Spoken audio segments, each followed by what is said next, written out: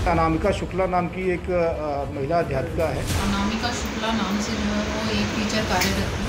Madam मेरी पत्नी का नाम अनामिका शुक्ला है। इस नाम से नौकरी अनामिका शुक्ला परिवार अनामिका शुक्ला के साथ अनामिका शुक्ला के नाम से यहाँ पर भी है। अनामिका शुक्ला के डॉक्यूमेंट पर नियुक्त हुई शिक्षिकाओं को ओरिजिनल अनामिका शुक्ला है। ये 25 जिलों से वो वेतन प्राप्त कर रही है। इसकी जानकारी रियल जो अनामिका शुक्ला उनको भी नहीं। मैं ही असली अनामिका शुक्ला हूँ।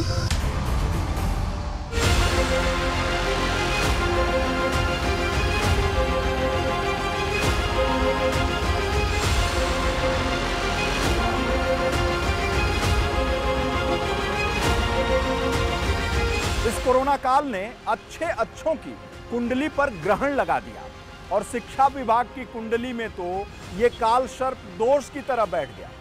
तभी तो इस विभाग का एक के बाद एक गोलमाल सबके सामने आ रहा है। तो बात हम शिक्षा विभाग के ताज़ा तरीन 69,000 सहायक शिक्षक भर्ती मामलों से ही करते हैं, जिसके टॉपर को देश के राष्ट्रपति का नाम तक नहीं पता, जिसके सवाल ही सवालों के घेरे में हैं। ऐसी परीक्षा असल में किसकी परीक्षा ले रही है? व्यवस्था की या फिर लाखों बेरोजगारों के सपनों की? कौन है जिम्मेदार इस पूरी खामियों की? सर देखिए, योग्यता के सारे मानक हमने पूरा किए, हमको नौकरी मिलनी चाहिए थी।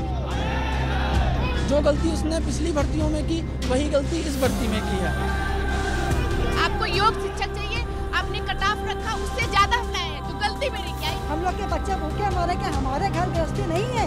अधिकारी मात्र भर्ती फंसाने के लिए बैठे हुए हैं।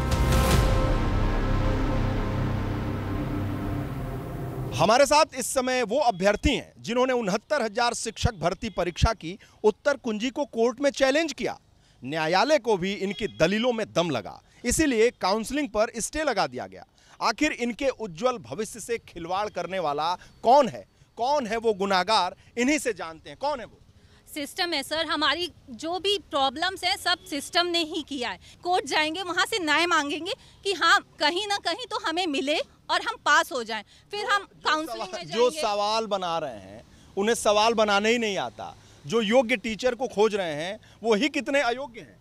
वो अयोग्य इतने हैं कि पहले तो कहते हैं कि हमारे विशेषज्ञों ने पेपर बनाया, और विशेषज्ञ ऐसे हैं जिन्हें खुद ही नहीं पता है कि क्वेश्चन में पेपर पूछना कैसे है। योगी जी कहते हैं हमें बिल्कुल योग्य टीचर चाहिए। योग्य टीचर के नाम पे आप ऐसे टीचर्स को भर्ती करना चाहते हो जिनके 142 नंबर ऐसे आए हैं कि उन्हें पता ही नहीं है कि हमारे प्रेसिडेंट कौन है, हमारे गवर्नर कौन है, और उन्हें आप प्राइमरी टीचर में पढ़ाने के लिए भेज भी रहे हो। उसके बाद अगर आपसे एक क्वेश्चन पूछा जाए कि आप क्या अपने बच्चों को प्राइमरी स्कूल में पढ़ाना चाहोगे, तो आप नहीं पढ़ाना चाहोगे। जब आप नहीं पढ़ाना चाहोगे तो ऐसा स्कूल आप चला ही क्यों रहे हो? या तो आप बंद कर दो। अधिकारियों को भी बोला जाए, मुख्यमंत्री को बोलना चाहिए कि पहले सरकारी स्कूल में पढ़ाओ।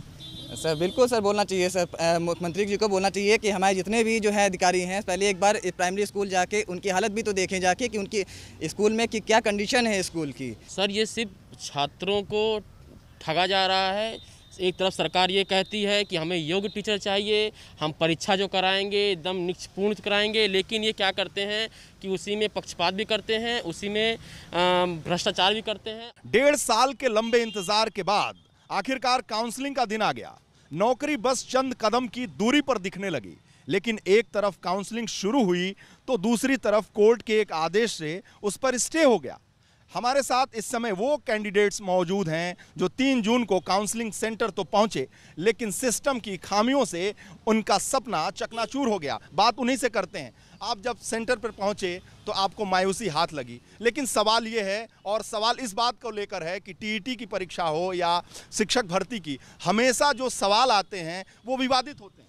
जी, आज जो है परिस्थितियां हैं उसकी पूरी की पूरी जिम्मेदारी सरकार की और उसके अधिकारियों की है, क्योंकि वो कहीं ना कहीं से प्रश्न पत्र को गलत बनाते हैं, और अगर वो उस चीज़ को कोर्ट में प्रूव करने में सक्षम नहीं रहते हैं कि वो प्रश्न पत्र सही है। जो गलती उसने पिछली भर्तियों में की वही गलती इस भर्ती में की है, और जब मैटर कोर्ट में फंस जाता है तो सरकार वहाँ पर अपना स्टैंड क्लियर नहीं करती है और अपनी बातों को ही जस्टिफाई नहीं कर पाती है। तो कहीं ना कहीं सरकार की जो लचर पैरवी रही है शुरू से लेकर आखिरी तक, ये एक बहुत बड़ा मुद्दा रहा है इस भर्ती में, जो ये भर्ती लगातार डिले होती जा रही है। पारदर्शिता की आड़ में सारी भर्तियां सर लटकाते चले जा रहे हैं। 2 साल हो जाए, अभी धीरे धीरे यही पारदर्शिता के चक्कर में सर पंचवर्षीय योजना थोड़ी बनानी रहती है सरकार को।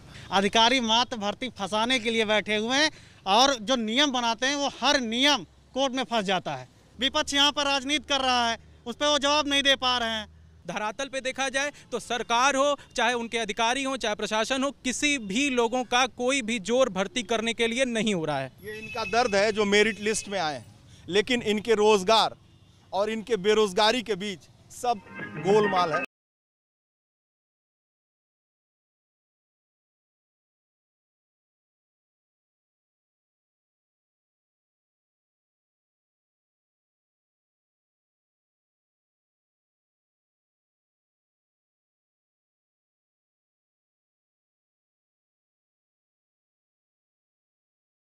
इन्हीं की जुबानी जानते हैं हम, इन्हीं से बात करते हैं किस रूप में आप लोगों को ठगा गया। माननीय, मैं आपको ये पत्र दिखा रहा हूँ 9/8/2018 का। माननीय दिनेश शर्मा की कमेटी थी और इसमें अपर मुख्य सचिव, अपर मुख्य सचिव, न्यायिक, वित्त सारे अधिकारी बैठे हुए थे और कॉमन मिनिमम एजेंडे भारत के समकक्ष मानदेय पर बात हुई थी। लेकिन आज तक पता नहीं क्या हो गया, ये किस बस्ते में पड़ी हुई है। कोई भी परीक्षा बिना जांच के क्लियर हो जाए ये तो देखने को मिल नहीं रही है। कौन है इसके लिए जिम्मेदार?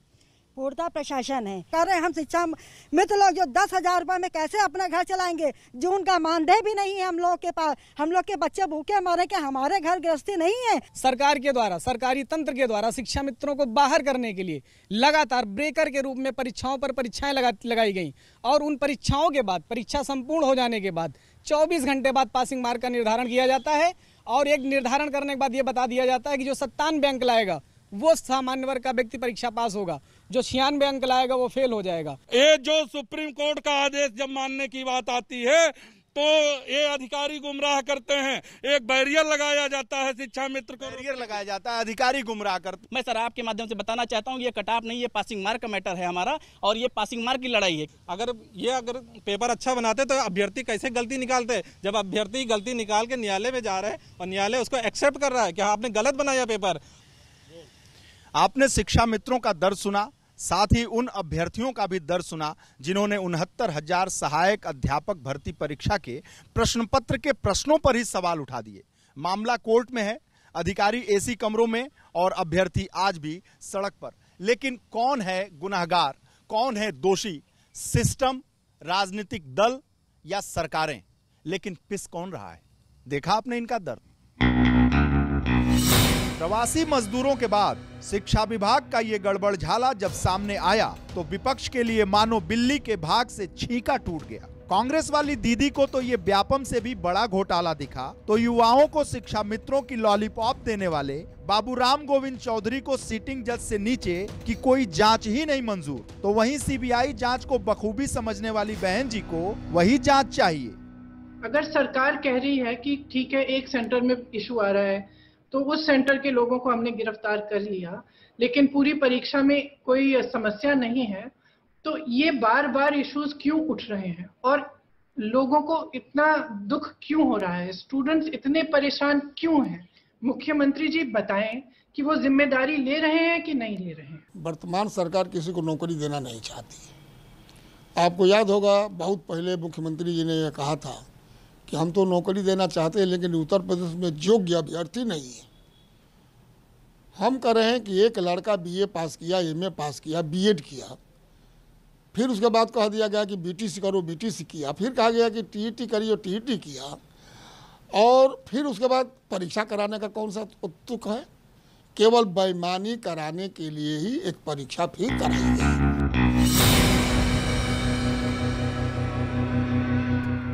इन सबके सवालों का चुन चुन कर जवाब देने की जिम्मेदारी निभाई पहली बार विधायक बने और बड़े बड़ों को पीछे छोड़कर इतने बड़े महकमे के मंत्री बने सतीश द्विवेदी ने। पिछले सरकारों के समय में जो हमारे उच्च प्राथमिक जो विद्यालयों में नियुक्तियां हुई थी, योगी सरकार के आते ही माननीय मुख्यमंत्री जी के संज्ञान में ये विषय आया कि कुछ संख्या में फर्जी शिक्षकों की नियुक्तियां हुई हैं।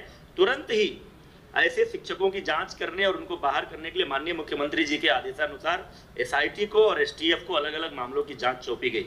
हमारे कार्यकाल में जितने लगभग 50,000 शिक्षकों की भर्ती जो इसके पहले विभिन्न भर्ती अभियानों में अभी तक हो चुकी है, उसमें से अभी तक किसी फर्जी शिक्षक की नियुक्ति का मामला नहीं सामने आया है। कोई ऐसी शिकायत आएगी तो उसकी भी जांच करेंगे और इसी तरह की कार्रवाई करेंगे।